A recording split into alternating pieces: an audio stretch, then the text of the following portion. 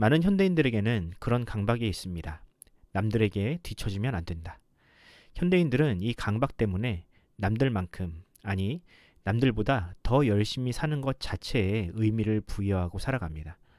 남들이 대학을 갈 때 대학을 가는 것, 남들보다 먼저 취업을 하고 집을 사고 결혼을 하는 것 자체를 인생의 성공이라고 여기지요. 하지만 그렇게 바쁘게 앞만 보고 살다 보면 문득 그런 생각을 할 때가 있습니다. 내가 지금 어디로 가고 있는 걸까? 분명 남들은 잘 살고 있다고 이야기를 하고 모두가 가는 방향으로 향하여 나아가고 있지만 정작 인생의 끝에 도달했을 때 내가 원하던 목적지가 아니라면 어떡하지라는 막연한 공포를 가지고 살아가죠. 또 너무 주변을 둘러보지 못하고 살아서 나 혼자 떨어져 있다는 느낌을 강하게 느낄 때가 종종 있습니다. 여러분은 어떠신가요? 여러분도 그렇게 인생의 방향을 잃어버리거나 혼자라는 느낌을 강하게 느끼신 적이 있으신가요? 만약 그런 경험이 있으시다면 여러분들은 어떻게 그런 우울감을 극복하셨나요? 저는 그렇게 무언가 방향을 찾고 싶은 순간이 오면 책을 읽는 편입니다. 역사책이나 철학책을 읽다 보면 나와 같은 고민을 했던 사람들의 이야기를 듣게 되고 그들이 어떻게 새로운 길을 찾게 되었는지를 발견하게 됩니다. 특히 성경은 우리 그리스도인들에게 매우 유익한 교훈을 줍니다. 세상 모두가 물질적인 욕망을 쫓아 살아갈 때, 그런 모습을 보면서 은근히 씁쓸한 마음이 들 때, 성경은 우리에게 네가 가는 그 길은 예수와 그의 제자들 그리고 선지자들과 무수한 성도들이 걸었던 길이다 라고 이야기를 하며 우리를 위로합니다. 오늘 우리가 묵상한 본문을 보면 그렇게 길을 잃어버린 것 같은 사람들을 향한 스가랴 선지자의 권면이 나옵니다. 과연 하나님은 스가랴를 통해 그들에게 어떤 위로를 주셨으며 그 위로가 오늘을 사는 우리에게 어떤 의미가 있는지 살펴보는 시간을 가져보도록 하겠습니다. 스가랴 선지자는 기원전 523년경 유다 백성이 바벨론 포로 생활을 마치고 예루살렘으로 귀환한 직후에 활동한 선지자입니다. 당시 유대인들은 포로에서 해방되었다는 기쁨도 잠시 폐허가 된 성읍과 무너진 성전터 앞에서 좌절했습니다. 그들은 예루살렘에 도착하자마자 성전 재건을 시작했지만 외부의 방해와 내부의 무관심 그리고 먹고 사는 문제 때문에 곧 작업을 중단할 수밖에 없었습니다. 결국 성전이 아닌 자신들이 살 집을 짓는 데만 몰두하게 되었습니다. 그렇게 성전 공사가 멈춰진 채로 16년의 시간이 흘렀습니다.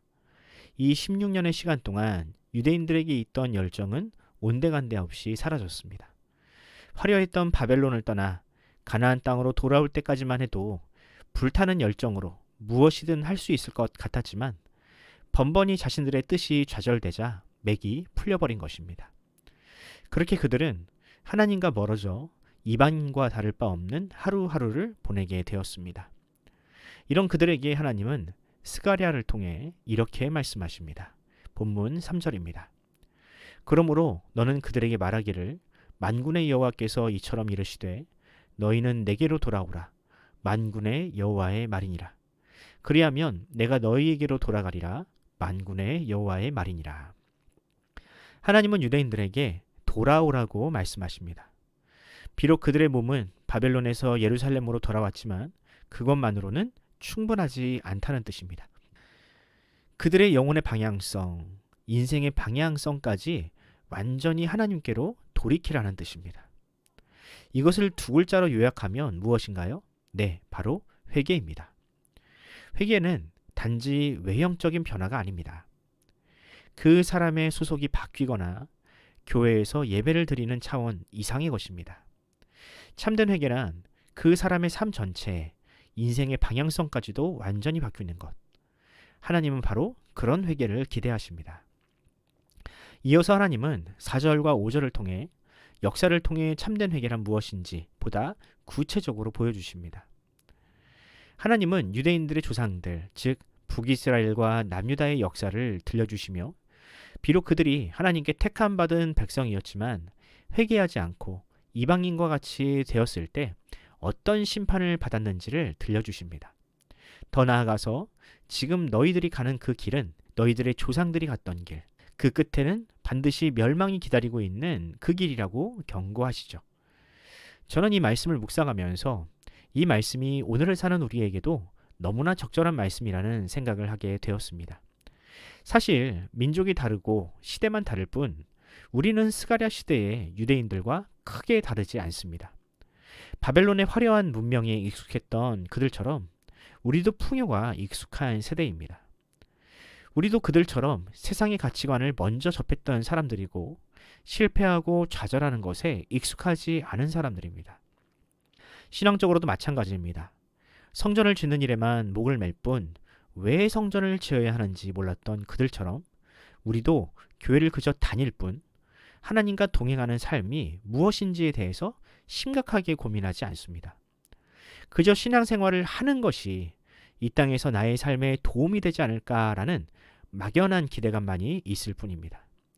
그 결과 우리는 모든 사람들이 그러한 것처럼 영적 혼돈과 불안을 경험합니다. 이는 우리의 삶의 중심이 하나님이 아닌 나 자신 혹은 세상의 가치로 향하고 있기 때문입니다. 그런 우리에게 하나님은 말씀을 통해 외치고 계십니다. 너희는 내게로 돌아오라. 삶의 방향을 바꾸어 내게로 오라. 우리 하나님은 이렇게 말씀하실 뿐 아니라 우리에게 먼저 찾아오셨습니다. 예수님은 잃어버린 영혼을 찾기 위해 이 땅에 죄인의 모습으로 오셨고 우리가 그분을 보지 못할까봐 그 처절한 십자가에 달리셨습니다. 우리를 찾아오신 예수님의 그 절절한 외침이 여러분들은 들리십니까? 우리의 시선을 돌리시기 위해 십자가에서 죽음과 그 처절한 싸움을 하셨던 예수님의 몸부림이 보이십니까? 바라기는 역사와 하나님의 말씀을 통해 우리에게 돌아오는 길을 보여주시는 하나님의 부르심에 응답하시기 바랍니다. 길을 잃어버린 것 같은 위태로운 순간, 그 떨리는 손을 잡아주시는 예수님의 손길을 거절하지 마시기 바랍니다. 오늘 하루 그 주님과 동행하는 복된 하루 되기를 간절히 소원합니다.